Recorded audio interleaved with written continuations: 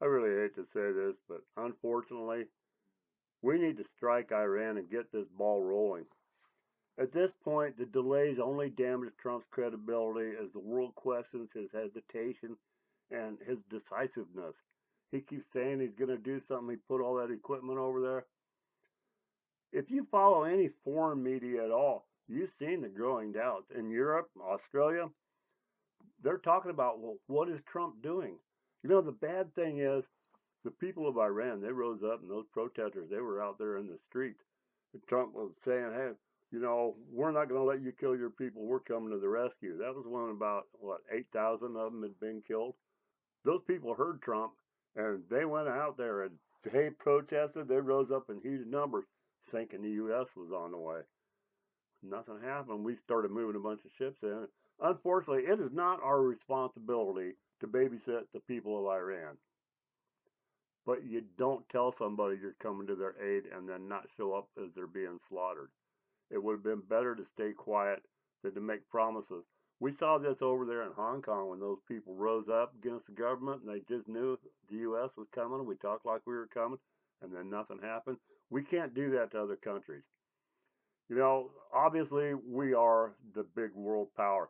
We aren't the world police. We shouldn't act like we are. This is another prime example of why the UN is so damn useless. We should get out of the UN and get them the hell out of America because here we are again with another explosive situation and they are nowhere to be found. If they can't get in there and steal money from the US, they just don't show up. Where the hell are they? However, this Iranian situation, this isn't a World Cup type thing, but you don't tell somebody that you're coming to their rescue and then stand aside as they get killed. You just don't do that. I don't care what the situation is. Just don't tell them you're coming if that's the case. Don't tell them you're coming. Don't encourage tens of thousands of people to get out there and protest when it's just leading them to their own slaughter. But right now, foreign media is asking the same thing we are. What the hell is going on? We know everything had to get put in position. Things are in position. Now it's all about talking and negotiating. We can't trust these bastards. Talk and negotiations, getting them out of the way first, that's always wise. Hell, sometimes it works.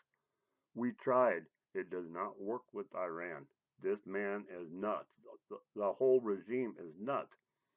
The fake negotiations Iran is engaging in are just a ruse to buy time. People know this. You can find headlines about this. This is common knowledge. You can't tell me the insiders in the White House don't know this. They do this every time. All Muslim nations do this regularly. The whole world knows it. Negotiations? You call this negotiations? Iranian officials aren't even talking to us directly. They decided that isn't their preference. That's not how they wanted to talk. The little puppy in this scrap got to dictate the terms, evidently. They're over there in Geneva, right? Iranians sit in one room. Our delegation sits down the hall in another room, and emissaries from Oman run back and forth between the rooms, passing notes and messages between them. Why do we even trust Oman to honestly represent our interests and positions as they represent them to Iran? Why do we trust someone else to speak for us? What is there to negotiate? We already told them the minimum requirements to avoid a strike. They said no. Okay. I think that's pretty straightforward. We told them they couldn't slaughter their own people. Iranian citizens rose up because they'd been told we had their backs. 30,000 killed. We still don't have their backs.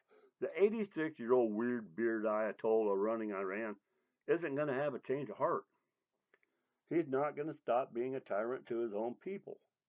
86 years old, you think he's going to change? He's not going to stop sponsoring global terrorists like the sleeper cells they already have here, and we know it, and all over Europe, everywhere. We know America has to hit Iran. Let's do it. This reminds me, remember the Braveheart movie? That big redhead warrior friend of William Wallace's? His childhood friend that he hit in the forehead with a rock? They're getting ready to go into that battle.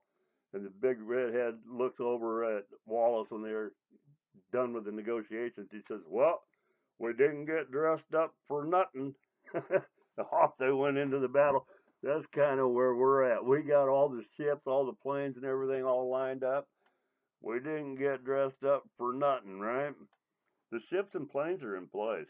We know there are time limits for peak readiness before tactics have to change. Supply lines have to be activated. And it all becomes a stare down siege if you sit there too long. Siege warfare is not an option. It's a tense, expensive, and pointless thing to do in this era. Everyone is already alerted and evacuated. We cleaned out the embassies. Enough talk. The sooner we light them up, the better, because they'll only become more prepared as we wait. I understand Trump wanting to give them a chance to make a deal, but that ship sailed. We know that they've got sleeper cells here in Europe and God knows where else. Every moment that we wait gives them more time for this regime to coordinate and organize attacks and give orders to all these sleeper cells. Every minute that we wait over there endangers lives and property here. Besides, we know they can't be trusted even if they made a deal. They lied to us. Remember, their book tells them it's okay to lie to us. It encourages that we are the infidels. Not all conflicts have a negotiable solution. Not all have a peaceful solution. This is a textbook case of one that doesn't. You can't negotiate with someone that's determined to be an asshole, okay? Hey, I'd like to remind you right now, I don't know if you're familiar with us, if you're new to us, but I'd appreciate it if you'd like and subscribe. We're a new channel. Moved everything over here from our old formats. This is just what we're focusing on because this is a lot of work. It really is. Anyway, appreciate you being here. If you want to help us grow, please hit like, subscribe, and most of all, the comments are really important too. Give us your feedback. I don't blame Trump. On one hand, this could trigger World War III. You never know what's going to do it. You know, World War I, when that got triggered, that was because of the assassination of a guy named the Archduke Francis Ferdinand. Go over there in Austro-Hungary. Hell, most people, most Americans had never even heard of the guy. We didn't get involved in the war. We weren't gonna. But that's how these things get started. One little spark falls somewhere, and it starts to blow up around that, and blow up around this, and then it spreads like the fake COVID epidemic, and before you know it, the whole world's wrapped up in it. It just snowballs from there. Trump doesn't want to light the fuse that's going to blow everything up. I understand that reluctance. How would you like to go to your grave knowing that you made the move that launched a world war? That's a lot to have on a person's mind, but that's why he got put in that position. That's why he volunteered for that job. That's why we voted him in. It's time for that decision. Trump's a big decision maker. It's time to do it. You got to walk the talk. The delays only make the enemy stronger. Regime change has got to be the goal this time. Iran is not going to stop chasing nuclear power.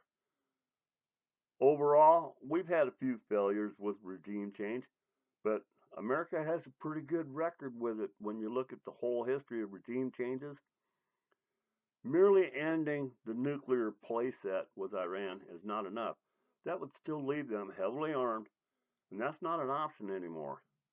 Nukes are just the biggest hammer they got. They got thousands of missiles.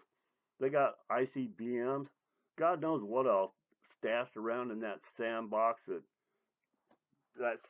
of a country that's just a big litter box. The leaders need to be ousted and the weapons destroyed. We can't keep going back to this same problem. We know that they've got sleeper cells here in Europe and God knows where else. Every moment that we wait gives them more time for this regime to coordinate and organize attacks and give orders to all these sleeper cells. Every minute that we wait over there endangers lives and property here. We already waited long enough with this. We drug our feet long enough. Now China and Russia have complicated it. They put their own assets in place. China and Russia have put ships in there and forces and planes under the thinly veiled pretense of what they call joint exercises. Oh, we're just practicing war. This has got nothing to do with the conflict you're about to get into with America. Why are we waiting for them to bring in more? China and Russia are not afraid, and they are not bending to Trump. They have power and pride too. Both have shown defiance to Trump in their place. I would too. Wouldn't you? If you were running Russia or China, would you bend over for Trump? I wouldn't. They can't. They've got countries to lead. Besides, they've got dreams. They've got goals they've been working on their whole life. Trump's interfering with that. Of course they're going to be pissed off. They're going to do what they can. But neither one of them has come to the table. For as hard as Trump has pressured them, Putin's just telling them to go to hell as far as the Ukraine war goes. As far as all the trade deals, all the fuel deals, Putin doesn't care what Trump does to him. He does what he wants anyway. China hasn't come to the table on any of this stuff. We haven't got the deals that we wanted with China. They can't be bullied. These people cannot be bullied. Neither can India. We don't know where they're going to fall. But these people are standing up to Trump, and they're digging in, and it's unifying that little triage or that quadplex of tyrants they've got over there, if you want to include North Korea. But they're not afraid, and they're strengthening their position over there. It's amusing to see that there's some ignorant reporters saying China and Russia don't want to engage with us. They don't want to face our power. Hell yes, they do. They'd love to face our military power. They just don't want to lose to it. They'd love to engage and win. My God, what a life goal that would be, to defeat America. Oh, that can't happen unless we have a bunch of idiots running the War Department, executing the war for us. But just because our shallow people say that they're afraid of us, we can't forget that they're smart and they have plans too. This is dangerous business. If leaders always waited until it was a smart time to have a war, we would never have any wars. Our world is a rough neighborhood. We don't know how far those two and others will go to back the Ayatollah. It's not even about the Ayatollah. It's just a power play, and the Ayatollah happens to be the spark. This could easily turn from being a tune-up of Iran into World War III that lasts for a few years and changes our planet forever. We never know in advance. But if and when we move on Iran, we wind up hitting assets from Putin or Z, things can happen. What if one or both of them decide to fire something at our people over there? We can't know it won't happen, but this has been escalating since the 1980s. At some point, a spark is going to land in the powder and the keg is going to blow. Maybe it will be from this. We don't know. Maybe it will be 2 years from now. We don't know. But this has the potential that potential cannot be ignored. When you've got this much weaponry from this many powerful, egotistical countries concentrated in one place, it can happen. It can happen fast. This is what mankind does. We make wars. Unfortunately, we've always been a very warlike people. World War III has some dreadful potential. But since it's going to happen anyway, I definitely want it to happen while Trump is in office, because I trust him to execute the intricacies of a war better than anyone else in our lineup. I mean, look at this. We got Rubio and Hegseth beside him. I think that's a great team for this.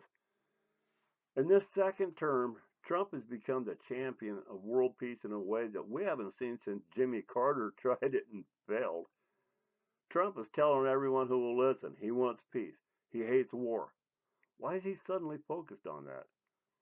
I think that when he returned following the Biden president by committee fiasco, Trump got to looking at the new records and discovered we've grown a lot more closer to World War III.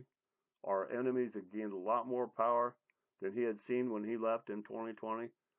The Biden team probably even had members actually working with enemies. I'm convinced of that. You probably are too. I mean, look at all the Chinese stuff that they had at the University of Pennsylvania where Biden had all those old records hidden. Chinese were paying for his offices up there. I mean, come on, these people are all in bed together. Look at all the money the Biden family took in from those foreign countries, that isn't being prosecuted. That's another sore subject that I'm really pissed off about.